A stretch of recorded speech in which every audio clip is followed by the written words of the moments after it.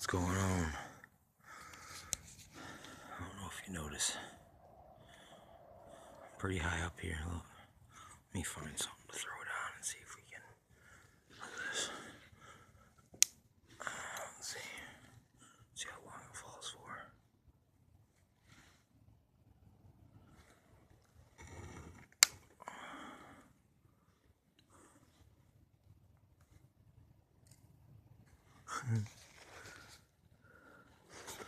Yeah, just kind of chilling. Don't know why I've never checked this spot out before. Walked by many times. And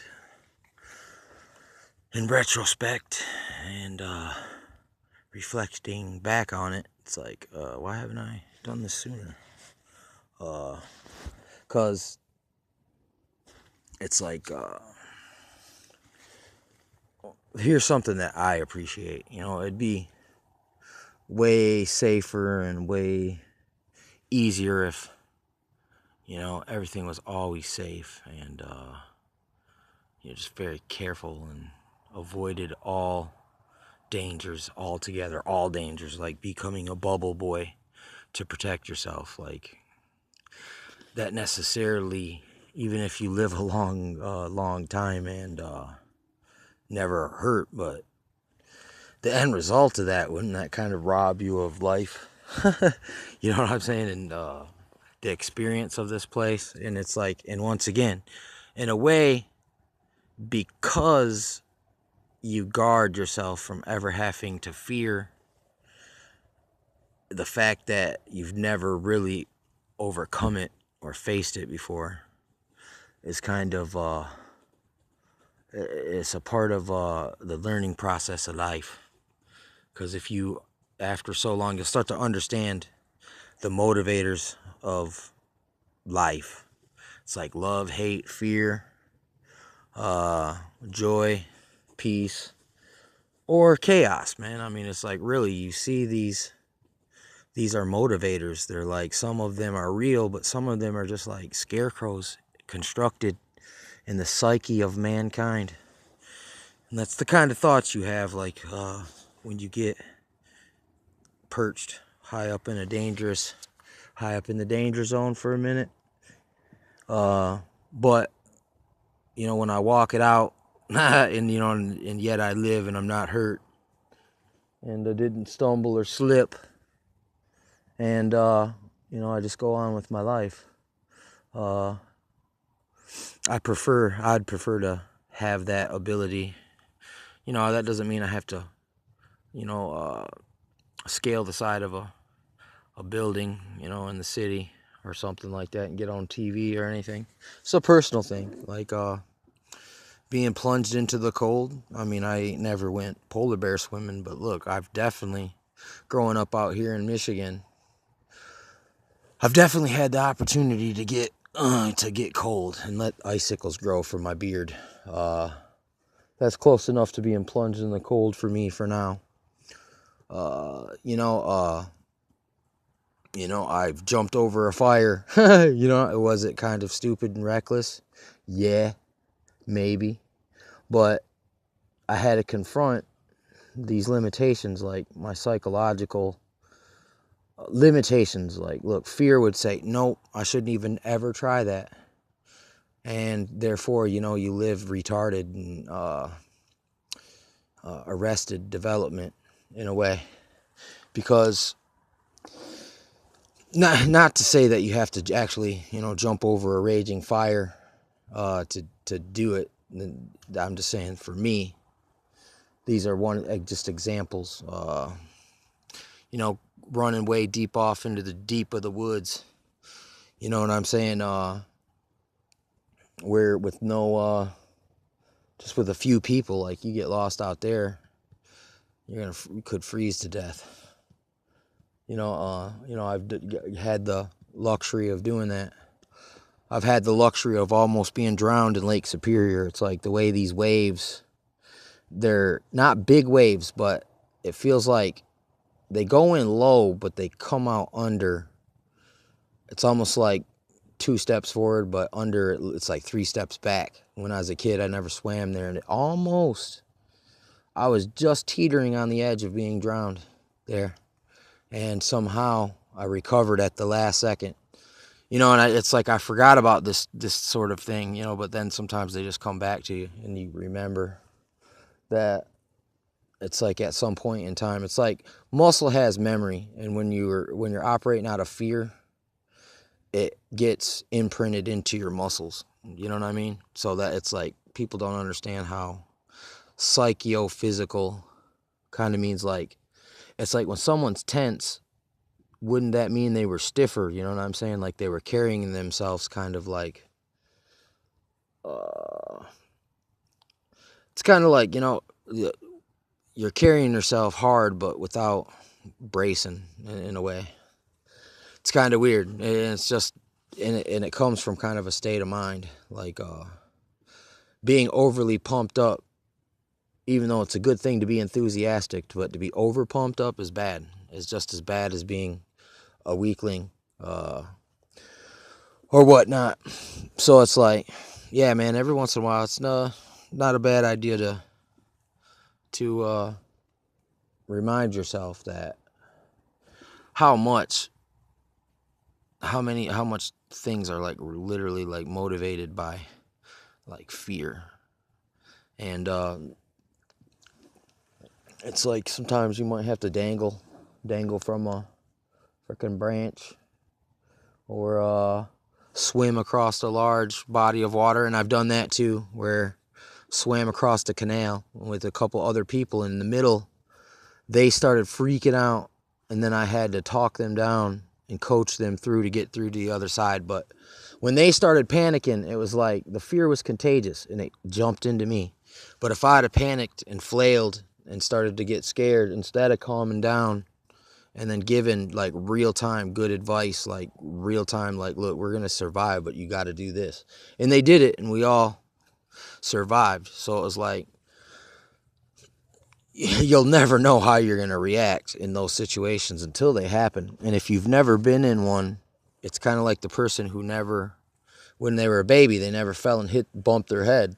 They actually, as adults, are like Mr. Glass on that movie Unbreakable, to some extent. Like they slip and fall, bump their head, don't even break the skin, and end up in a freaking coma. Whoa, I just heard a loud thump out there somewhere. You know what I'm saying? So it's like, you look, to some extent it is true, the things that don't kill you do make you stronger. But I mean, it's like, that there's that saying, the coward dies 1,000 deaths. And one of the ways, it's the fear of the unknown that makes you think that way, that you constantly replay different scenarios of your own death, when instead of doing that, you could actually go out and really face death in a way, and then watch yourself. You know what I'm saying? You won't die like you think.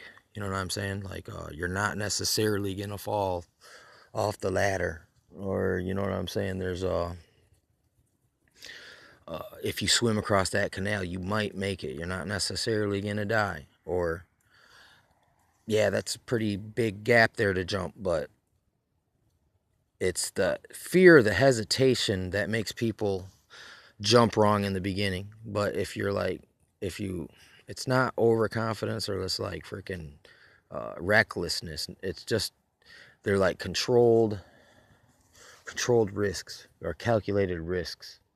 And you need opportunities to kind of have a challenge, a test. And there's ways that you can test yourself all the time. And it's very, very medicinal and therapeutic.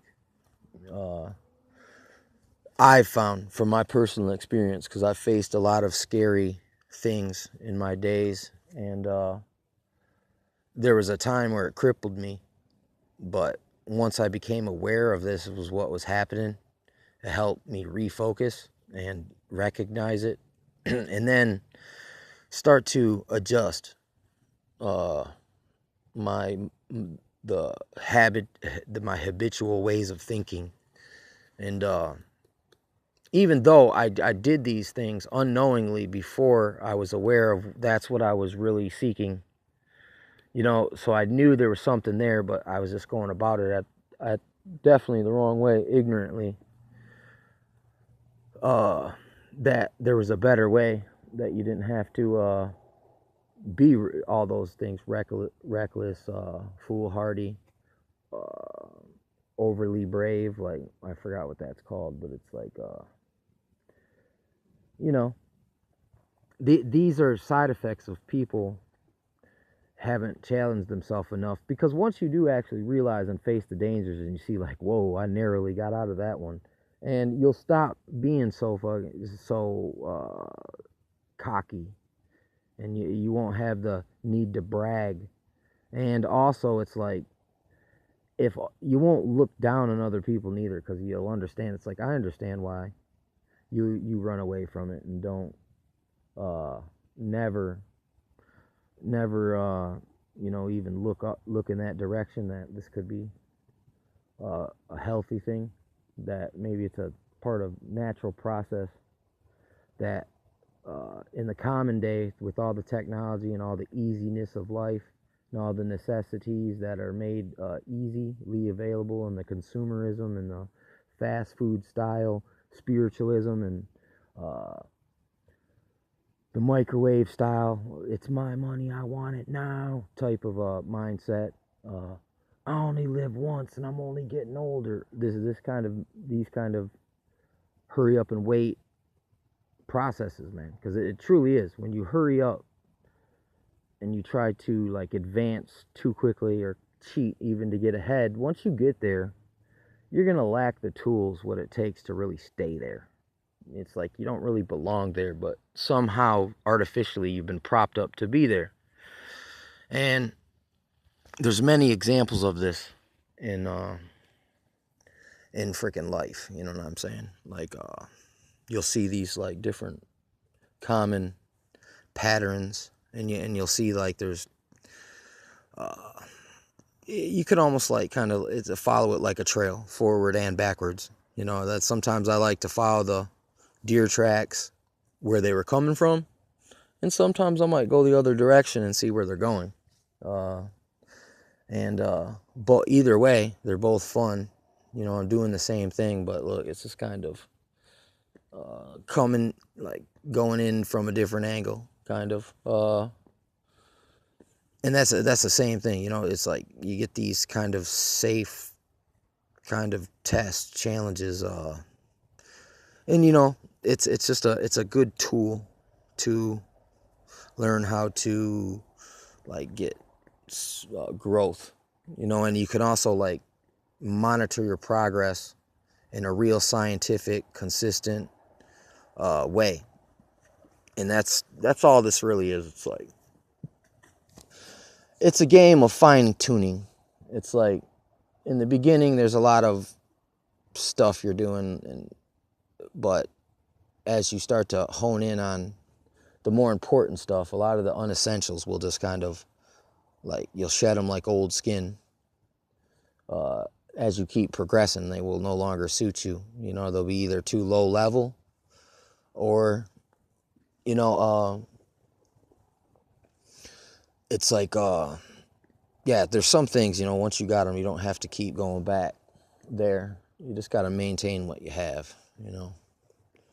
It's like and that's the thing. See, that's the thing. It's like the start. You just got to start at some point, kind of, in a way. And you don't got to think, man, the big end result.